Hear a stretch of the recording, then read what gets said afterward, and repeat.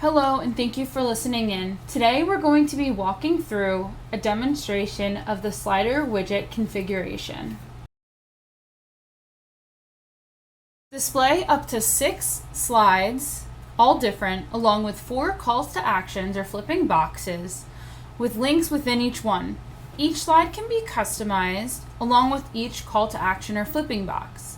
You have the ability to set a color theme for the calls to actions to match with the brand theme. And the overall clean and modern look provides a nice touch to any landing page or space where you would like to highlight important content as well as quickly direct users to where they want to go. Now let's take a look at the configuration panel for the slider widget. In this demonstration, we will be walking through each section within this configuration. Let's take a look at the first configuration area within the slider widget configuration. This is the Options tab. Here, the first option that you have is to set the widget height in pixels. So how tall do you want this overall widget to be on your page? Right now we have it set to 366 pixels, but we can always make it smaller or larger as needed. You do have control over the animation interval. So how long do you want each slide to display if you have more than one slide configured to display before it moves on to the next? The animation time allows you to enter numerical value just as the interval, but how long do you want that time to be between each slide as it's rotating? And then the autoplay timeout is if a user has this window open in one of their tabs, but maybe they're not really scrolling or active on it, how long do you want the slider to keep sliding automatically before it stops? You do have control over the static button, or what we call the static button. It's a button that displays in the top right of all the slides, so if you have it configured, it will display across all of them. You don't have to have it configured, you could not have it display at all. But in this case, we have it linked to a Getting Started area. We do want it to open in a new window. If we didn't, we could just simply uncheck the box. And then I also have some control over the theming or the colors within that button. So what do I want that text color to be as well as the background color? And then if I actually hover over the button, what do I want that hover text color to be as well as background color? Down here is an additional area for you to upload custom font to be used across the slider and all of the text that is displayed. Otherwise, it will pick up the default font from your site. CTA, or Call to Action configuration section within the overall configuration, allows for you to actually control how your calls to actions display and what's being displayed. You aren't required to have calls to actions, but you can add up to 4. Anytime you want to simply jump to a call to action to make a change, you can select one from the list. How it works is call to action 1 will be the flip box that's all the way to the left, 2 to the right, and 3, and so on. So in this case, I want to look specifically at call to action 1. You can see as I flip through and change it, it does change what's here, showing me what's configured for call to action 1.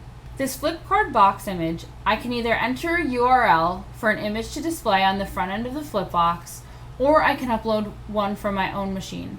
Once I have one uploaded, I can always change or remove what was there. If you are having flip cards, you need to enter a flip card title. In this case, I chose Partners. You can have a subtitle as well, but it's not required. This is what will actually display underneath the title. Then if you scroll down further, this is where you enter all of your navigation items to display on the back of the flip card or when it's hovered over. You can see here that each one is numbered, so you can have up to 5 links. In each case, we put our title to display and where we want it to take the user when it's clicked.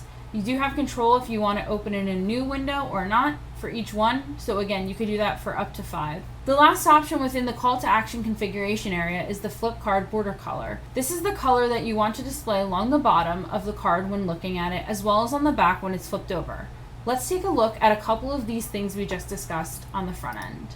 So you can see that for the call to actions, I have this border color below on the bottom of all of my flip cards or calls to actions. Once I actually hover over a call to action, you can see that the border color is here in the back. That's where that color applies to.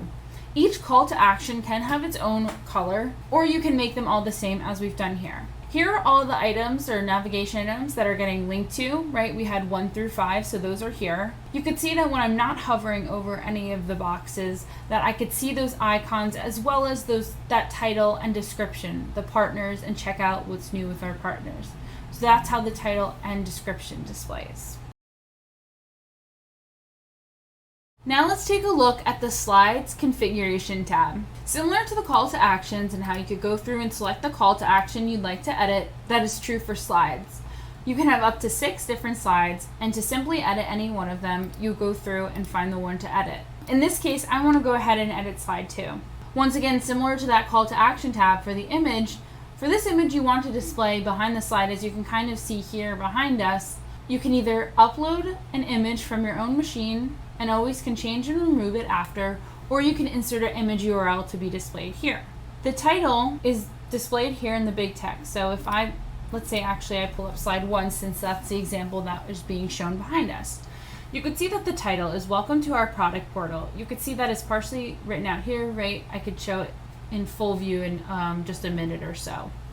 The subtitle is that text that's going to display under your title. So you could see where it's displaying here. You also can have an additional button on each slide in addition to the static button. It isn't required, but it definitely can be done if desired. In this case, we want to link people to the partner news. So we enter our partner news for our text and then where we want that link to take our users. I can also decide if I wanted to open in a new window or not. The last option here is for the image link. Don't think of image link like the image that's actually going to show, but maybe you didn't want to have any text or buttons on the slide and you just wanted to have an image and have people click on it and it takes them somewhere. That's what this is for. This is actually if a user were to go ahead and click on the image, where would that image take them? So you can see now we're on the front end. Here's that partner news button, right? The button that we could have on a slide. Here's the description text and the title text. We didn't have this image linked, but you could see what image is being displayed behind. As I go through, you could see each slide has its own title, description, image, and button. Again, this button isn't required, but can be used if desired.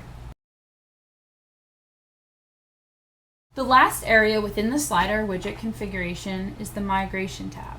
Let's say you have a slider already created like this one here on the homepage of our community, and we could put something very similar on another page within our site. I really like what I have and I only need to make a couple of changes.